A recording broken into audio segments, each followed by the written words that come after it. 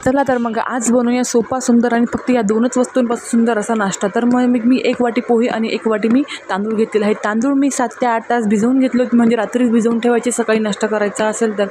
पोहे, तांदूळ, 2 चम्मच दही, लसूण आणि मिरची याची मिक्सरला अर्धा ग्लास पाणी टाकून छान अशी पेस्ट तयार करून घ्यायची. पेस्ट जास्त पातळी नाही करायची, एकदम मीडियम करायची आहे. मिक्सरमधून तयार करून घेतलेलं पीठ आपण याला 15 मिनटं डिश ठेवून झाकून ठेवायचं आहे. नंतर आपल्याकडे स्टीम करण्याचे पीठ असतात, त्यांना मी तेल टाकून घेतलेलं आहे आणि कढईमध्ये पाणी गरम करायला ठेवलेलं आहे. आणि ह्या बॅटर टाकायच्या आधी मी इथं अर्धा पाऊच मी इथे इनो वापरलेला आहे.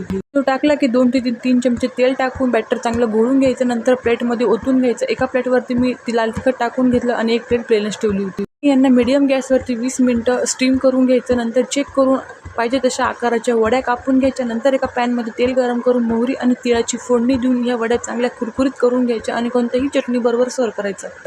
असेल तर